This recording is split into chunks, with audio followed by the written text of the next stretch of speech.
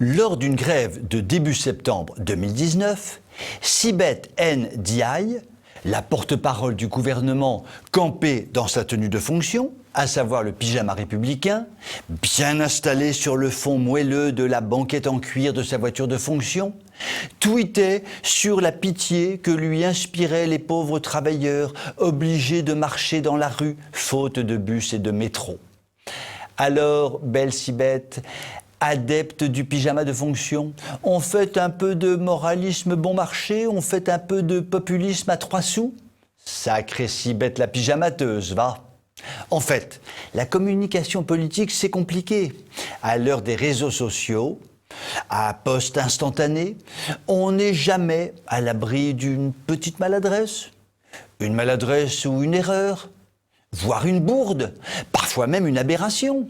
Le gouvernement Macron est passé maître en la matière, et notamment son porte-parole pyjamatique. Belote et rebelote. La récidive vient cette fois du compte Twitter du ministère de l'Économie et des Finances, le 5 décembre dernier, premier jour de la mobilisation contre la réforme des retraites.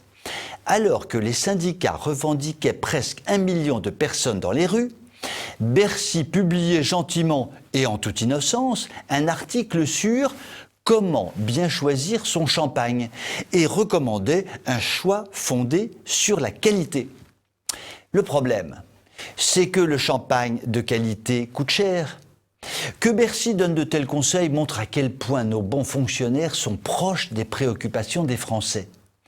Petit rappel historique. Pendant la Révolution, il fut reproché à Madame Élisabeth, sœur de Louis XVI, d'avoir dit aux Parisiens qu'ils devaient manger de la brioche. Cela déclencha un tohu-bohu chez les révolutionnaires de tout poil ou sans poil, tohu-bohu que l'on dut entendre de la planète Mars.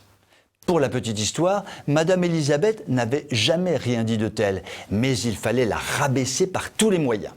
Aujourd'hui, nos ministres nous demandent de boire du champagne de qualité, ce qui est tout de même moins anodin que d'avaler une brioche.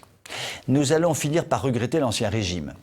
Quoi qu'il en soit, ce fameux tweet de Bercy a déclenché une polémique d'une ampleur nationale et le ministère des Finances a fini par retirer le tweet litigieux. Cela dit, malgré tout, la morale de cette histoire, c'est qu'en ces temps troublés, il faut savoir revenir aux valeurs sûres. Nous savons désormais que pour notre bien-aimé ministre des Finances, le plus important pour bien choisir son champagne, c'est la qualité. Vraiment, ne pas hésiter à mettre le paquet côté prix quand on peut avoir une bonne qualité. Une bonne bouteille, ça vaut vraiment la peine, foi de ministre. Et tant pis pour ceux qui ont des petites retraites. Ils n'ont qu'à boire du cidre coupé avec de l'eau pétillante. Vous pouvez m'écrire si vous le voulez. À très bientôt.